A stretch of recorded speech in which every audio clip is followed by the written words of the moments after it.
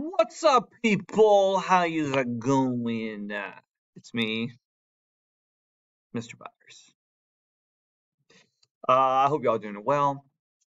It's Tuesday. I know it's a little later than usual. It is what it is. These things happen. Okay. Some things that to before we get started into the PowerPoint. Okay. I hope y'all had a nice weekend. Hope you had a nice Indigenous Peoples Day.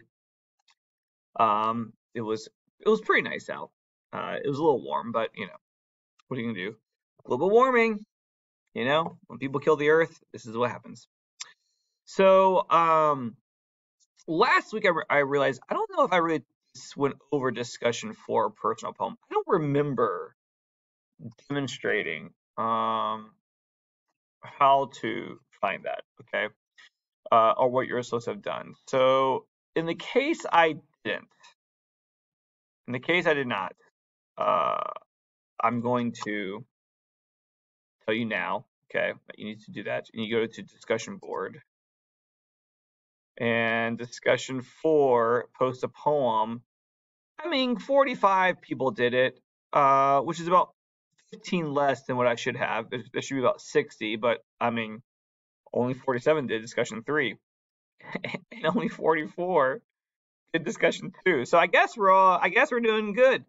Oh, this is 11:02. Yeah. We've had more than enough people. Okay, all right, cool. No, that's right. I'm not teaching 3 classes of this course. All right, no, okay, good. So y'all are smart. Y'all are smart. Who knew? You didn't need me to remind you. That's great. Good job, y'all. Good job. Now, one thing I am going to remind you on, though, is make sure that you are reading your novel and that you are getting this novel done, this narrative. Now, I have some books right here, like Native Son, great book. You could have read that. This is fiction. It's a fiction murder book. You could have read that.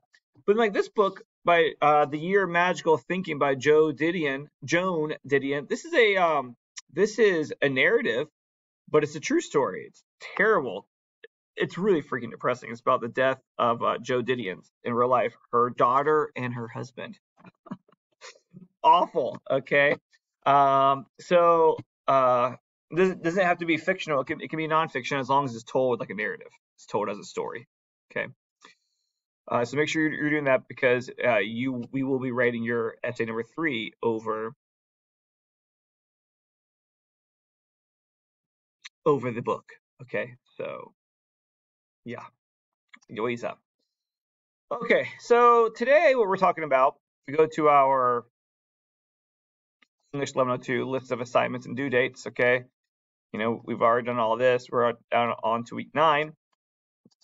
We're talking about writing. Okay, essay 2. You are writing your rough draft this week. Okay, we're writing a rough draft this week. And I'm gonna go over writing introductions. I'm gonna go over writing Tolman paragraphs, and I'm gonna go over how to use research and quotes in a poetry essay. All right. Next week I'm gonna go over the lecture is mostly going to be on good and not so good. Not so good. Good and not so good.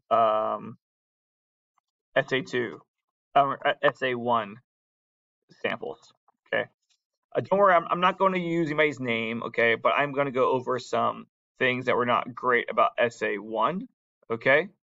Yeah, and I'm going to go over some things that were really good in essay 1. So that way, those of you writing essay 2, you won't make the same mistakes. Okay. So that's for next week. I'm gonna go ahead and save that. Okay. All right. Get this out of my face. I want to see this. Blah. Blah. Okay. Let's get to the notes that I'm going to publish. I love my elementary school. My elementary school PowerPoint presentation notes. I love these. So I don't care if you're like, oh, I'm in college. I need a more like mature looking PowerPoint. I don't care. Okay.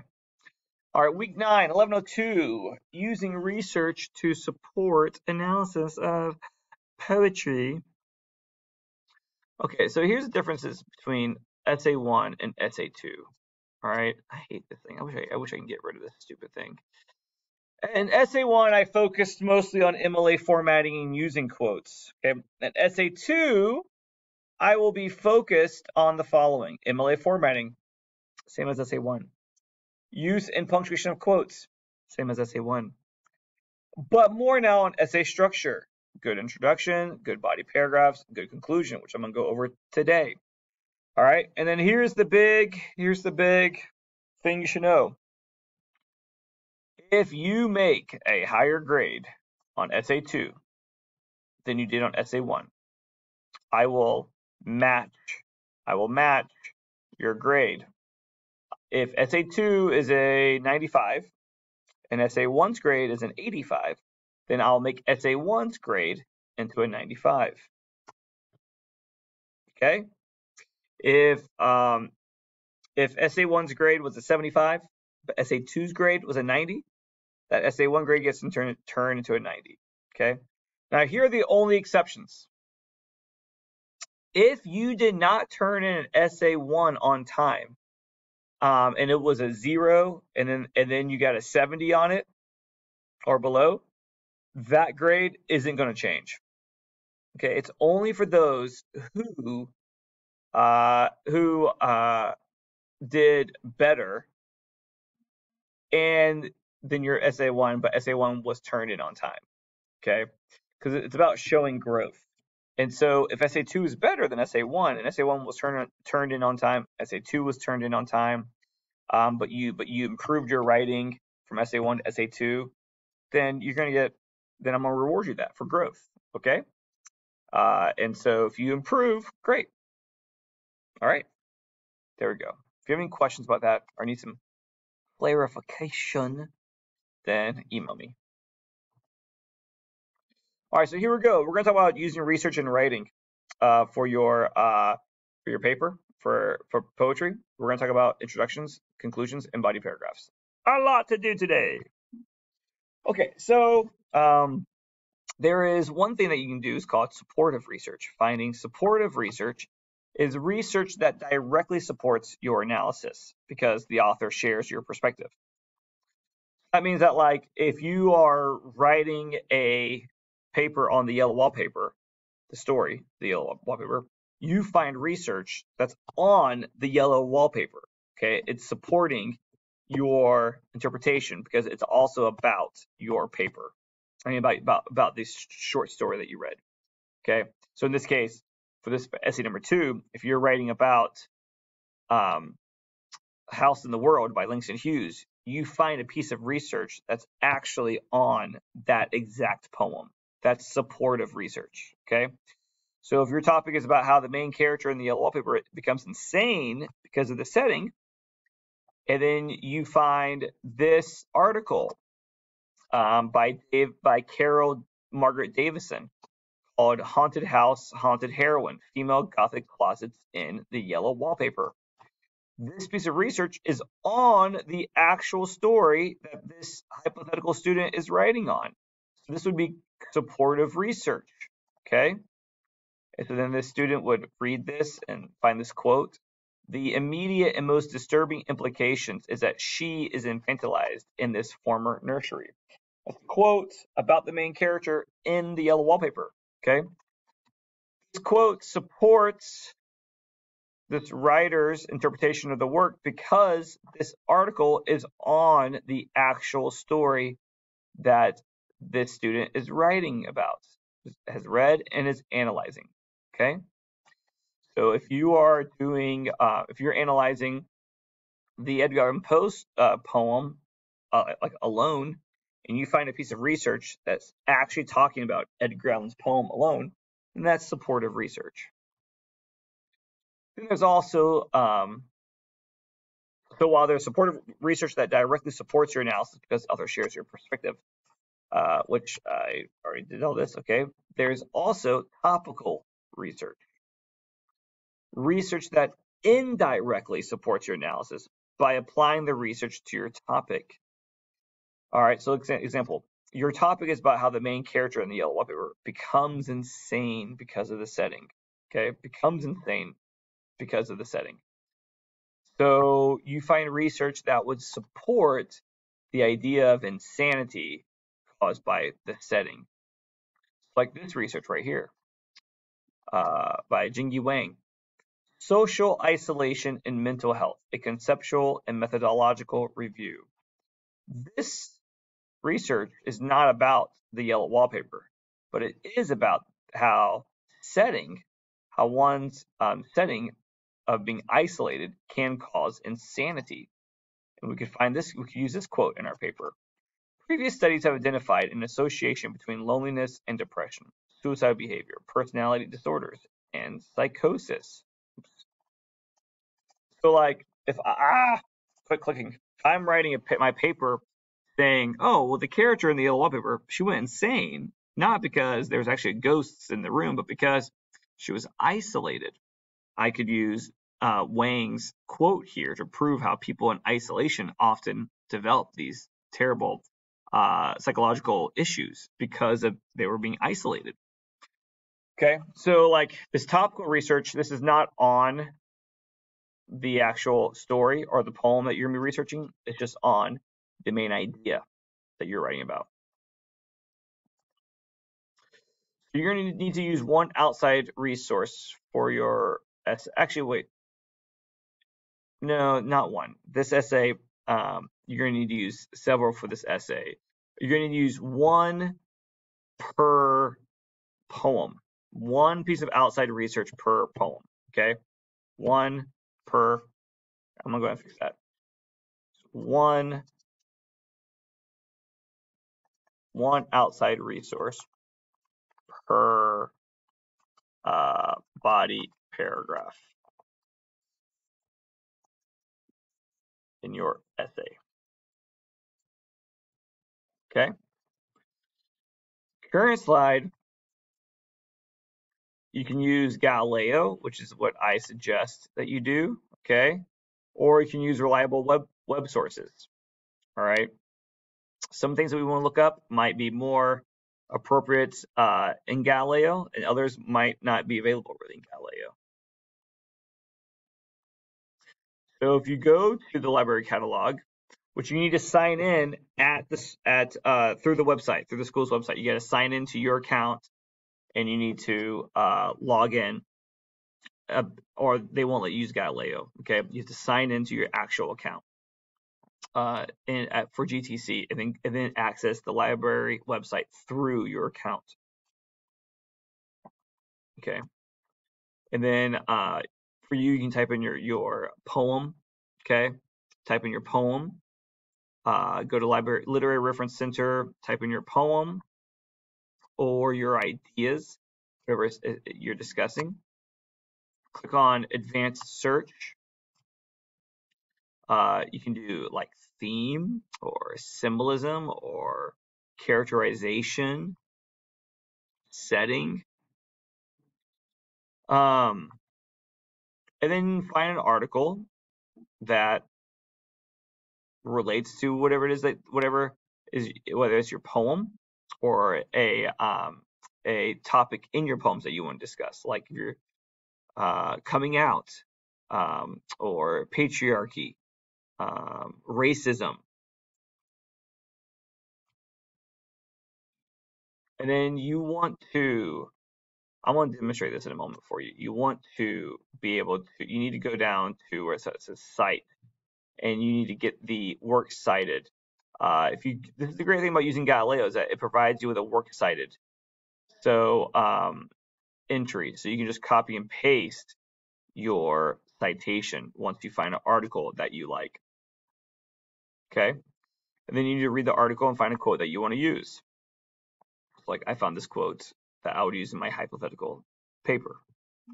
And like, see, look, this is the page number from the PDF.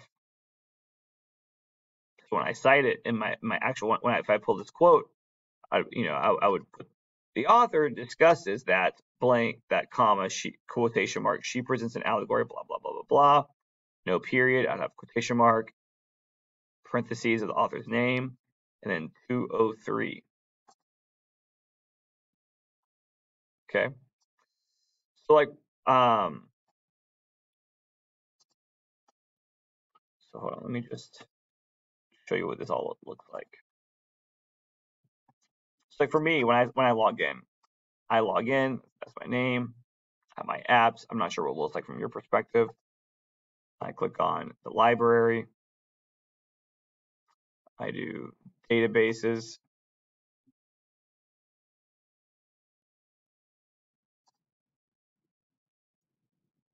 I just go to EBSCO right here. EBSCO.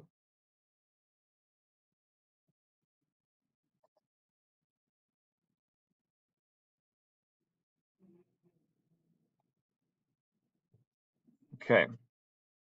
Before I type in what I'm gonna search for, okay, I'm gonna go down here and I want to do full text. Gotta have full text. Okay. Full text. Come up here. Okay. So let's say I was doing an analysis of Madam and her Madam. Okay, which we talked about before. I did a whole video on this, on interpreting this poem. Okay, about it from the perspective of a woman who had a black servant and then the black woman herself. Okay, and in the poem, the master, she was still kind of trying to be loving and respectful to her servant, but the servant was, clearly saying, deep down, I have no love for you because you're my master. So let's say I want to talk about that. Okay, I want to talk about slave and master relationship. Okay, I'll do search.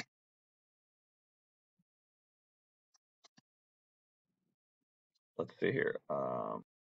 Okay, and I go through these and I find a article that I like, the articulation of two worlds, the master-slave relationship reconsidered. Okay, I go to the PDF full text, and let's say I read it. Okay, I'm reading it, and I get to, let's say, page 5, and I'm like, oh, okay, let's see here. Let's see. Genovese, however, was interested in how masters and slaves perceived their relationship. Paternalism was an ideal, one that slave owners and perhaps slaves strove to live up to, but an ideal nonetheless. Okay. So here I'm talking about this idea, this is some of this idea that like, oh, the master acts more like a parent to the slave and tries to be somewhat of a guiding light in that slave's life, okay? But it's an ideal, meaning that it's not really reciprocated. It's not really as pure.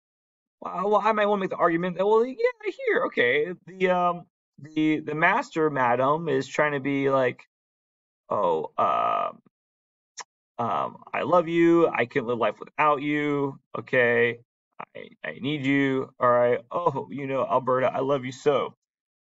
And that, but this is an ideal in her head, because in reality, the slave madam, the servant madam, says, in her head, she's like, I'll be dogged if I love you. This is not a paternal relationship. Okay, this is bondage.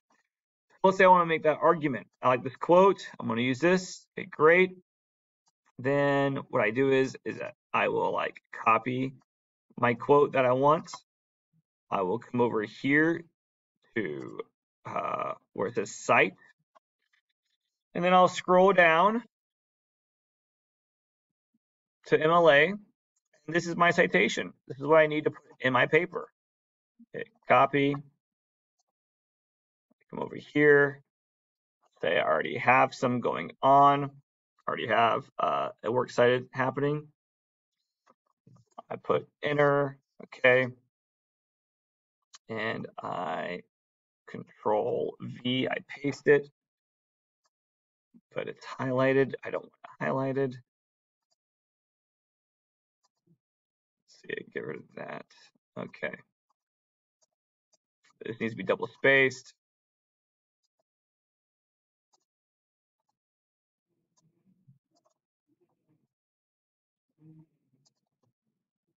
Okay. Morris comes before W, so I need to put it there. Now we need a hanging indent. See this one? This is hanging indent. We got all it's left here, and then here we have, it should be indented. It should be indented. So I go to the end of the line, hit tab, it indents. Go over here, hit tab, it indents. And I gotta make sure it's the same. Everything's the same.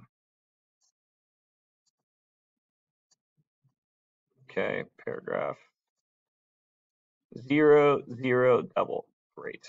Okay, perfect. It's beautiful. Looking good. Looking good. So that's my source for my poems. Okay, I have 2 already. So now I need a 3rd source. Okay, and that's it. That's how you find your sources on Galileo. All right, let's continue. Okay, so what we need to do though is talk about inserting poetry. All right, once you have your quotes and you want to talk about poetry, and you want to analyze the poem, all right, then look, you need to do this. You have on the left side, I have the Giving Tree, the original poem. Okay. What I'm gonna do, what you need to do is you need to label each line, and state what. This needs to be over a little bit more. Here we go. This. Take my apples, boy, and sell them in the city. There you go. That's the way it should look. Okay. So you need to figure out what is the line numbers of each line. Okay. So like this is 5, 6, 7, 8, 9, 10. And I just, on your poems, you should just then write 1, 2, 3, 4, 5. So you know which line. When you cite a poem, when you quote it, you need to include the line number in which that quote came from. Okay. So you need to write and label each line its correct number. Okay. And then when you are, you need to integrate the quotes seamlessly into your sentence, or at least use the signal phrase, just same as regular. Use a / to indicate where lines of the poem have been combined. And then in parentheses, write the line numbers where the quote comes from. So look, see how like this line is short, and then there's this line. Well, like in an essay, you wouldn't write this line 5 and then go and hit enter and write this line 6 and hit enter and then write this line. You would combine them all and you just have a slash to indicate where those lines are being joined. So like this right here says, the tree in the poem represents the selflessness and empathy women show in their loved ones. When the boy exclaims that I want to buy things and have fun, I want some money, the tree, wanting to help himself, constructively tells him, I have no money. I have only leaves and apples. Take my apples and sell them in the city. Now, this needs to be fixed. Because look, I want to buy things and have fun. Line, I want some money. That means that there's 2 different lines combined. So this should actually be 5, 2, 6. Just like right here. The tree, wanting to help himself, constructively tells him, I have no money, or slash, I have only leaves and apples, slash, take my apples and sell them in the city. So since this is in parentheses 7 through 9, that means that this is line 7, that's 8, and that's 9. Okay. When you're citing when you're quoting your poems, don't go to separate lines. All right. You indicate a line break with a parentheses. I'm not parentheses, a what do you call this? A slash, a forward slash, forward slash. All right. And you still have to incorporate your quotes. You can't just have a block of quotes. All right. They need to be incorporated correctly. As you're writing, if you want to send me a snippet of your work, I can verify to make sure that you're doing it correctly. Okay. Okay. So like when you're researching, you want to research topics that deal with your poetry packet. So like write some of your poems, female friendships and abusive relationships, that relates to some of them, depression and homosexuality in children, coming out in adolescence, racial inequalities, perpetuating Black stereotypes. These are all types of topics that you could research for some of the poems that you have. Okay. Okay. So when analyzing literature, find research that supports your interpretation rather than finding research about someone else's interpretation. Okay. So for example, this article right here is called "In a Society That Fetishizes Female Self-Sacrifice, Saying No Saved Me" by Grace Jennings. This is not about any piece of literature. This is about a woman just writing about how you need to learn how to say no. Okay? There's this quote here. "We so often say yes to favors, requests, and unrealistic parenting expectations because we fear being accused of being rude, mean, or selfish. Working mothers have shouldered the majority of the burden around the home." Okay, so these are quotes from this that have nothing to do with literature, okay? But I could use those quotes if I was analyzing the poem The Giving Tree, which I would analyze that The Giving Tree is about toxic parenting. It's about self-sacrificial parenting that leads eventually to people, mothers and even fathers essentially killing themselves for their children. Okay. So here's an example. In The Giving Tree, the tree represents the self-sacrificing nature of women and how society, i.e. the boy, takes advantage of the female sex, expecting her to give her entirety to serve the common good. In her article, "In a Society That Fetishizes Female Self-Sacrifice, Saying No Saved Me." Whew, that's a lot of S's. Grace Kenning discusses the burden at home that women face during the pandemic and how one word saved the author: no. She writes that we so often say yes to favors, requests, and unrealistic parenting expectations because we fear being accused of being rude, mean, or selfish. Page 2. In The Giving Tree, the tree doesn't say no, and because of that, she loses everything she has. If the tree had said no to the boy, she wouldn't have lost everything in the end. Women are the trees. They give everything, saying yes even if it will hurt them. As the author argues, women should learn how to say no because we can at least draw boundaries around what we can and cannot take on. The poem serves as an allegory to teach young girls how not to be used by the people in their lives. Okay, so that's my interpretation of The Giving Tree, and I used an outside source that's not about The Giving Tree, but that I applied to The Giving Tree. That's really what I hope that you do. Some sources that you can use outside of Galileo: the New York Times, Vulture, The Atlantic, Slate, The Guardian, The Economist, The Washington Times, Psychology Today, and New York Magazine. Okay, I gotta move kind of fast. We're running out of time. Constructing paragraphs. Okay. The introduction. Follow this when you're writing your rough draft this week. In your introduction, you want to start off broad and then move to a more broad, narrow, specific idea, which is your thesis statement. For this essay, follow this outline for your intro. Begin talking about diverse perspectives in general. Read into the power of art and poetry as a vehicle, to diverse expression. Move into talking about the three poets that you're going to be discussing, or the three poems, and end with your thesis statement, where you state the three poems and what points you're going to make about them. Okay, that's your introduction. Example of a thesis.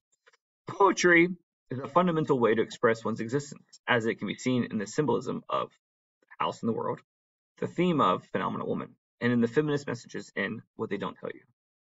Beautiful. Okay. Now, the conclusion is just the introduction backwards. In your conclusion, you want to reverse what you did with your introduction while ending on a personal note. So follow this for your conclusion. Begin by restating your thesis. Then move into how people react individually to poetry, and end with a discussion, half of your paragraph, on what these poems mean to you personally. You can use first person in your conclusion. Okay? All of your paragraphs should roughly be about the same number of lines. Your intro and conclusion should be the same size, only slightly shorter than the body paragraphs. And all of your body paragraphs should be about the same size. Okay, now body paragraphs. I'm gonna try to get through this before in 7 minutes. Let's do it. What? All right, so look, master the paragraph, master the essay. If you had me last year, 1101, this is redundant for you. Okay. There are 3 parts to a paragraph: claim, support, and analysis. So the 3 main parts. Okay, remember that. The claim is the main idea that is being made in the paragraph. It's the main idea that a writer wants their readers to understand and know. There's ultimately only one idea in every body paragraph, and that's the claim. The rest of the body paragraph is spent trying to convince the reader of that claim. Okay, and that should be about 20% of your paragraph. Second part of a paragraph is support, contextual support. This is quotes, references, summary, paraphrase. Use just enough quotes and summary to support your claim and analysis. This shows what part of the text you are discussing, and it serves as evidence. About 30% of your paragraph is quotes and summaries, because the rest of it is the analysis, which you need to explain. The analysis is where you explain your idea and your claim, and it's where your paragraph wins or loses. 50% of your paragraph should be your analysis. You tell people your main idea, you show them some evidence, and then you have to tell them what they think. You got to do that. Okay? Tell your reader how they need to understand the information. Everything discussed here needs to go back to the claim and evidence. So here's an example. This is a long paragraph. In the film Mulan, the theme is that women should be seen as equal and respected on the battlefield, as much as men. In the movie, when Mulan's kingdom is threatened by the invasion of the Huns, the men are called to war. Mulan wants to serve too, but she's denied because of her gender. Therefore, she disguises herself as a male in order to fulfill her destiny to be a great warrior.